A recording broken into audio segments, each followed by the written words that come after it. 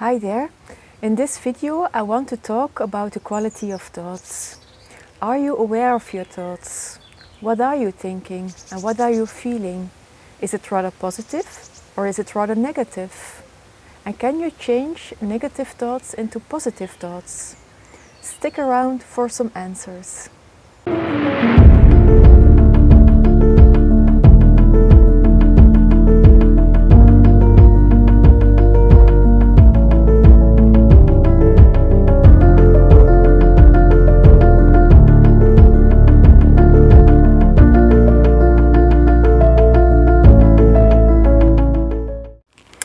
So, are you aware of your thoughts? Are you rather an optimist and do you see the positive side of things? Or do you complain a lot? Many things in life can be seen from different perspectives. For example, a flood. If you see it from a nature perspective, it can be a very positive thing. It can cause disruption and create new habitats so that pioneer species can colonize these habitats and they can live there. But if you see it from a human perspective and there is a lot of damage because of the flood to a house or to crops, then of course it will be perceived as something negative. It will hurt in some way. Another example can be a rose. A rose can be beautiful, can smell lovely. But other people might maybe only focus on the stems with their thick thorns and they can hurt. So everything depends on how you look at the things in life and how you perceive things. Negative feelings come from negative thoughts. And negativity is a form of resistance. It can vary from disappointment to sadness, from irritation to anger. It has many forms. And it can be a signal for what is needed in your life right now. Why is it that you are angry? Why is it that you're feeling sad? It can also be a signal to be more present, to enjoy more the present moment. But there is always the power of choice. You can choose how you think and how you feel. There is a power of control your thoughts. For example, like if you would study for an exam economy and there was a bad result in the past and now you are a bit anxious and nervous that you will fail again. So you're thinking, oh, maybe it will be the same results, and you're already distracting your mind. And by doing that, your focus is less, and probably the quality of your studying is less, and you influence the new results. But it might be also a bit less because you're not studying with the same quality. So, but here you have the choice. Do you let the past influence your future results? Or do you put the past aside and you just focus on the here and now, on studying for your new exam and see it from a new perspective? You have a new chance and there can be a new result which is not influenced by the past. And you keep calm and relaxed, and by doing this you are more focused and you are studying in a better way. And here is another example. I was with my cousin in the car. I was driving him to his football competition. And he was already quite nervous. He really had to be on time. And when we were driving, we had to stop because there was a procession of old-timers, of tractors.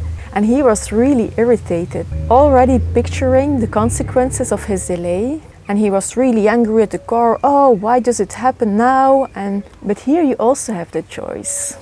You have the choice to be irritated, but does it help you in a certain way? No. You can also just be calm because you can't do anything about it, and just relax and enjoy the old-timers, because it was fun to see actually. And later on we had to stop again because there was a team of cyclists accompanied by an ambulance and by several cars. So he was irritated again. And here you also have the choice, because you don't have an option. There is no other way you can speed up the process to be on time. So actually you only have the choice to be irritated again, or to be calm and to relax and look around you to what's happening at that time. So the power is really within you. The more you repeat situations in your head, and it doesn't matter if it's positive or negative, the more your brain believes it. And it happens a lot in a subconscious way, especially with negative situations, where you have a lot of questions. You repeat the images in your head and you're thinking, oh, why didn't it happen in such a way? You repeat it again, I don't understand. You repeat it again, would there be a solution to this or to that? And in that way you repeat it so many times that your mind really believes all this, while it's your own perspective.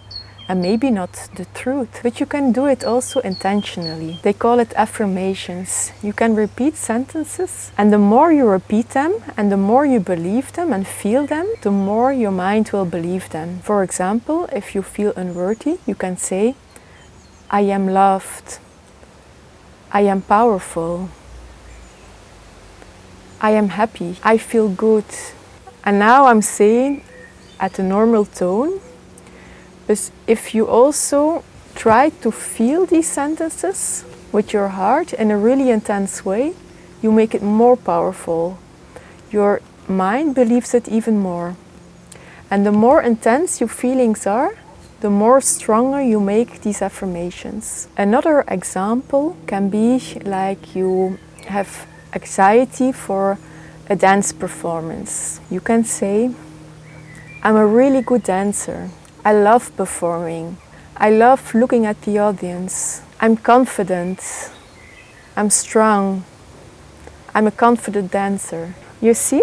And there are a lot of affirmations you can find on the internet, but if you make them personal, they are more powerful, because then they are tailor-made for you, according to your needs and your wishes. Eventually, you make the thoughts, and your thoughts will make you. And there is also the law of attraction. What you're focusing on, you pull to you. Where energy goes, energy expands. You attract more of that.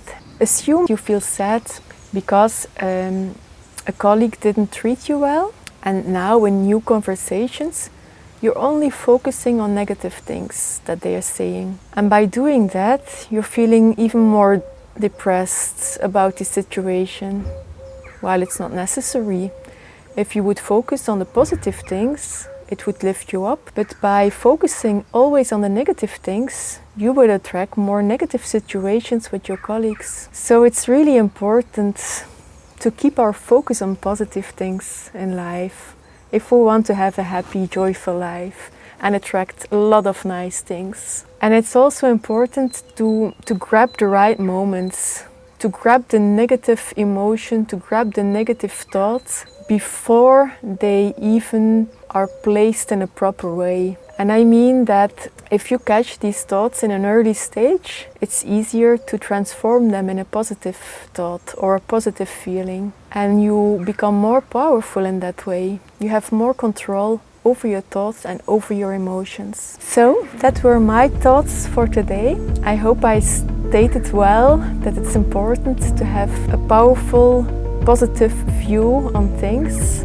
and that it's important to change negative thoughts in an early stage to positive thoughts. Have a nice day, everyone. Bye.